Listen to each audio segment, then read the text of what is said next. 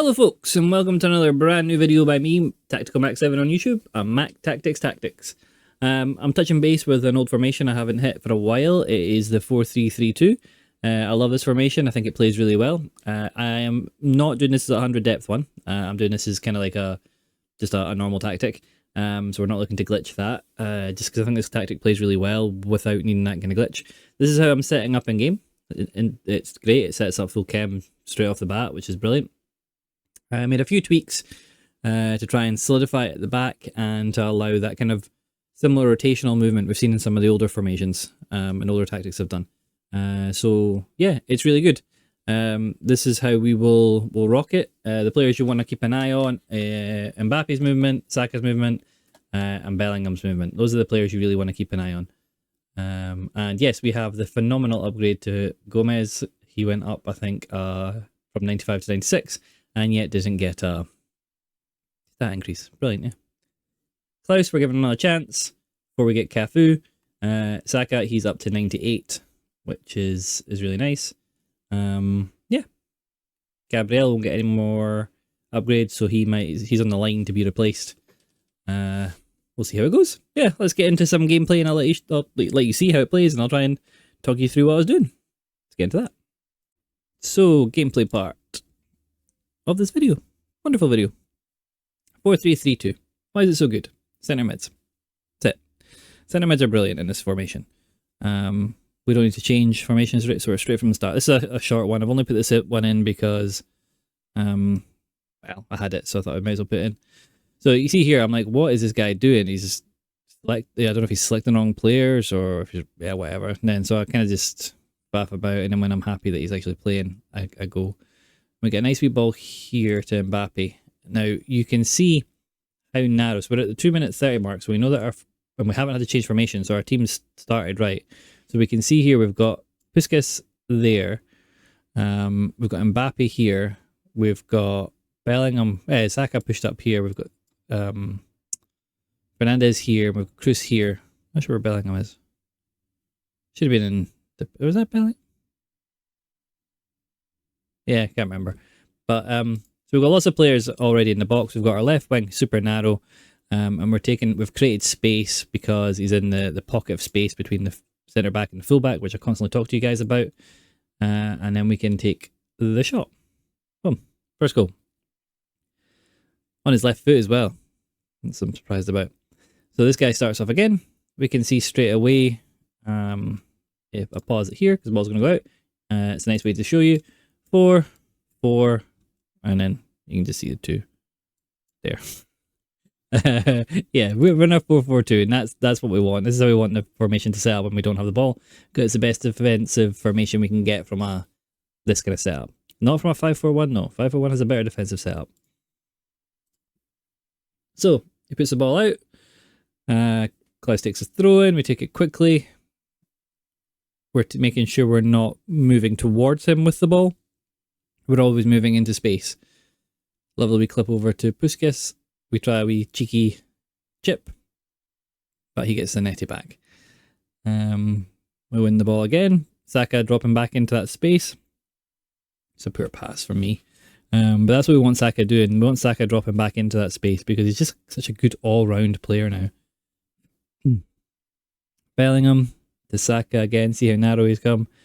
Love a little slip through ball. And again, you can see where Puskas' position was. He was in that gap. And then see how far up the pitch. And that's what we talked to you guys about Enzo. Although he's stay on the edge of the box for crosses, because we're not crossing the ball, he moves into the box. That's what his AI does.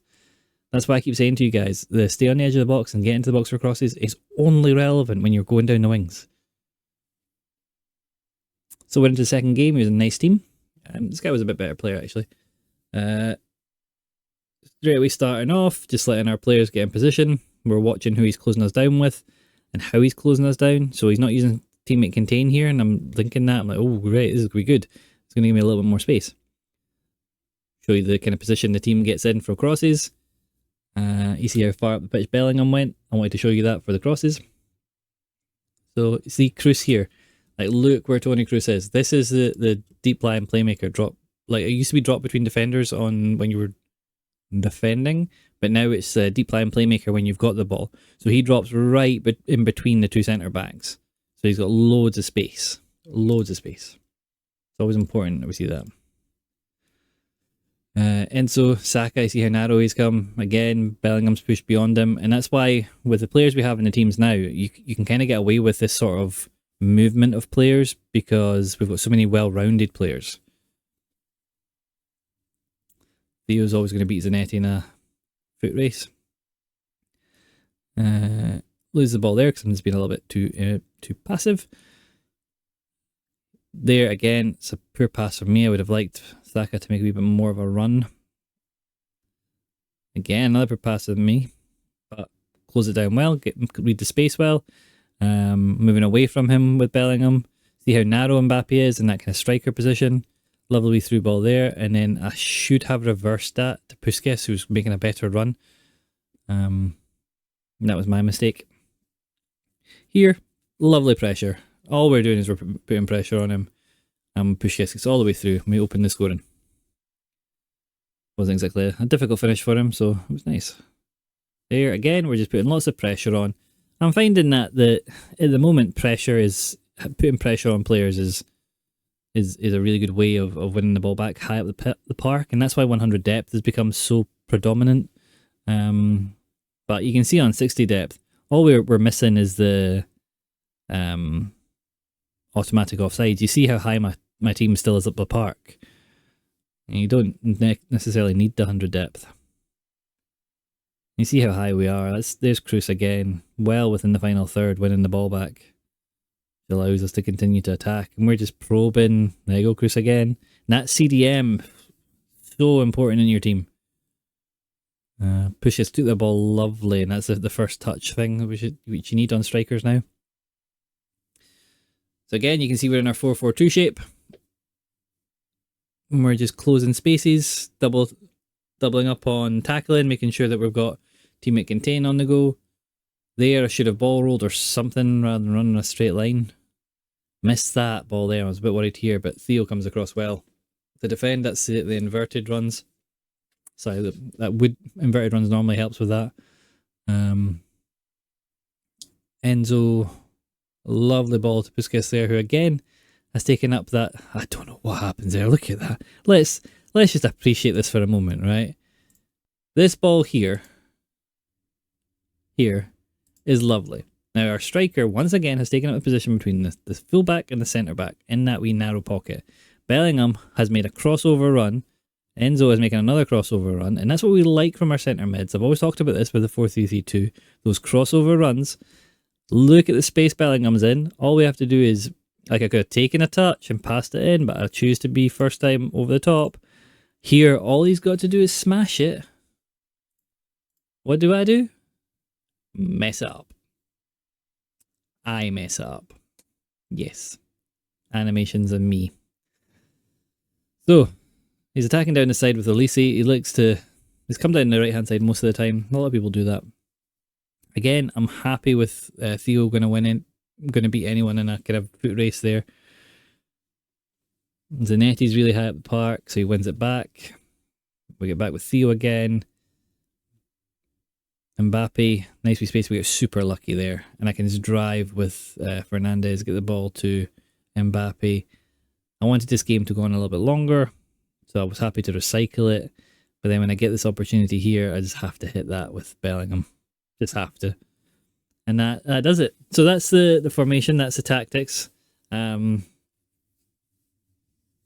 is what it is with the 4-3-3-2. It's a lovely formation for tiki-taka and for those crossover centre mid runs. Your centre mids are so important, so have your best players in centre mid and have the players you trust to make those runs. It's such a lovely formation for that. Yeah, right, let's get into tactics and show you how it sets up. Right folks, that is the gameplay done. I've just finished playing it. I haven't recorded the post-comms yet, so if I do repeat myself, I am sorry. Please like, subscribe, comment. All helps. This is a formation. It plays wonderfully well. It's such a fun formation to play. I think it's really overlooked this year. People tend to think that with having that one CDM, you're neither overly defensive or overly attacking. But hopefully you've seen from the runs from your CMs, the AI creates these late runs that are just never picked up by defensive AI, and it's what makes them so strong. And that's why you've seen Enzo Fernandez score, and you've seen Bellingham score the power shot at the end.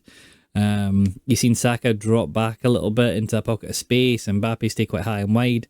It's just, it is a fun tactic to play. I would say, and I know I'm going to get the comment that it's like, well, 4-3-2-1 is the only thing you can use, and I agree to an extent. Like, I know exactly where people are saying, or where they're coming from when they're saying that. If you're in the upper reaches of elite, if you're not playing 4-3-2-1, or in my opinion 5-4-1, you're going to struggle because people are mechanic abusing and they're doing everything to win. But if you're sitting division, like any division 1 and down, you can play formations like this quite happily. And I was having this conversation with people on the Discord. Elite Division just isn't fun. Like, the rewards are great, but it's not a fun gaming experience. So I don't know why, if you weren't bothered about your rewards, especially now, I don't know why you'd go for Elite. I would stay in Division 1 or 2 and just have fun, have more casual games. That's what I think people should do if they're getting frustrated and stressed by it. Don't push for Elite, because it's just not worth it. I mean, none of us get anything from packs anyway. Yeah. Say that. I'm looking at my team, I'm like, oh, can I say that? Can I say that? Like, free card, got in a upgrade pack, free card, got for weekend league, got for weekend league, got for weekend league, got for weekend league, SBC, free card, got for weekend league. Yeah, so like I have the only card I've packed properly in this team is Saka. I mean, yeah, technically I've packed the weekend league card, the red cards, because from the picks, but even down here, look, Xavi I packed. I think everyone packed him. Desai I packed. Olmo packed. Depay was free. SBC, Objective. All these guys are red. Let's have a look at this. Let's just have a look at through here. Like these, I don't pack great cards. Packed him actually. He was quite good. He was from an SBC. Free, packed maybe, SBC. So like I don't tend to pack a lot of good cards, but what I do tend to get is good cards through Weekend League, I guess, and SBCs, and the season ladder. Yeah, difficult thing, but don't stress about it. This formation's fun. Play this formation whatever you are. I just wouldn't play it in the upper echelons of Elite, because yeah, you are going to get punished by the 4-3-2-1s. I totally waffled there. Should probably cut all that out, but I won't. Right, tactics. We'll go through this fairly quickly because you're all probably pulling your hair out at me. Defensive style balance, width 40, depth 64. This is designed for people that don't want to play the 100 depth, struggling defensively with it. Brought this one back. Build up, play long ball, chance creation, possession. Width 40, players in the box 6, corner kicks and free kicks, whatever you want. I do it 2 and 2. Instructions: on our left winger, we have stay forward, free roam, come short, get into the box. So they play as a second striker. Our right winger is on come back on defence, free roam, come short, get into the box, just so they add a little bit more defensive solidity. Busquets is on stay central, getting behind. Fernandez is on stay on edge of the box and cover centre. And our Bellingham as our right centre mid is on get into the box, cover centre. But you've seen Fernandez get into the box, so I don't really know what stay on edge of the box is supposed to do. Like I told you in the last video, it only really counts when it comes to players running down the line and whipping crosses in. Bellingham will go into the box, Fernandez should stay on the edge of the box, but that might mean he's just in the box. But if we're playing through the middle, he will still make those attacking runs because AI is programmed to do that.